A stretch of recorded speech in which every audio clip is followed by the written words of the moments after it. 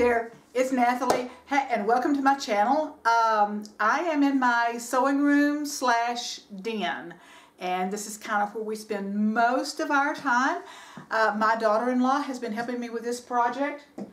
I'll show you in a little bit. She did some chalk painting on the sides, and I'll show you that. But I am fixing to put some gel stain, not regular stain, but gel stain on the top of this. So let me pause my camera and show you what she has done. We took the doors and the drawers out and we painted those with the Waverly plaster chalk paint. Plaster is the color.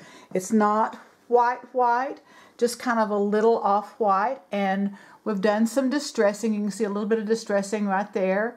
This is a really large piece, and it's been in our family for a long time, but I don't think that it was like an heirloom treasure, kind of one of those things on the Antique Roadshow that's going to bring a gazillion dollars. Don't you love that? I bought that little recipe box. It's like my mom's that she's had for years and years. And this little stack of very, very old books. I'm going to do something with those, but I'm not exactly sure what. But anyway, so we painted this with the chalk paint and then distressed it. We're going to wax it, and then I'm going to do the top of this buffet. Like this is the drawer face, and you can see the crackle in there. And I thought, well, that's not too bad. That's going to be okay. And so she put the wax on there, and then I noticed after the wax had set there for a while that there was some discoloration. I'm just going to touch this and see if this does. Yep. And see how easily that moves off of there, and that is not going to work at all. So I'm thinking that what happened is that in times past, this is a family piece, that something like Scott's Liquid Gold or something was used on these drawers and the doors and the piece. So I'm going to leave the front that I just showed you the way it is, but we're going to scrape off. I say we, that would be my daughter-in-law and me. We're going to use a hair dryer and a little scraper, and I think this will scrape right off. I'm going to clean it with TSP and then repaint it. Well, this was a bit of a setback, but we were not going to let it get us down. My daughter-in-law was pretty disappointed, but it was an easy enough fix. Well, not maybe the easiest fix. Would have been nice if it had worked right the first time. But because it was evidently liquid gold or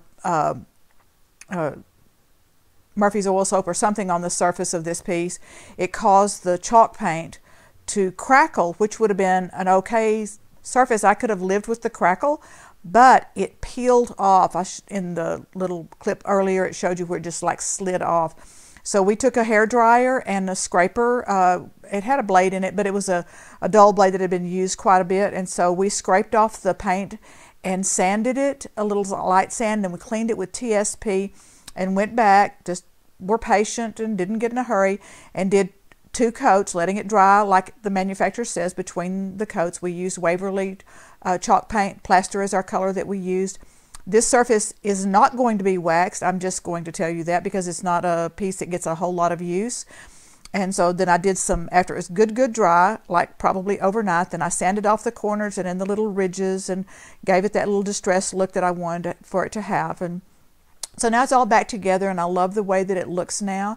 And I've refinished the top, and I will link that. I'm going to do another video for that, and you can check that out in the links below. If you like this, leave me a comment, give me a thumbs up, offer any suggestions that you have for maybe for my next project, whatever. Be sure and subscribe, and if you want to, hop over to my blog, myhallcloset.com, where I've got some other DIY projects over there. Thank you so much for watching, and I will see you next time. Bye.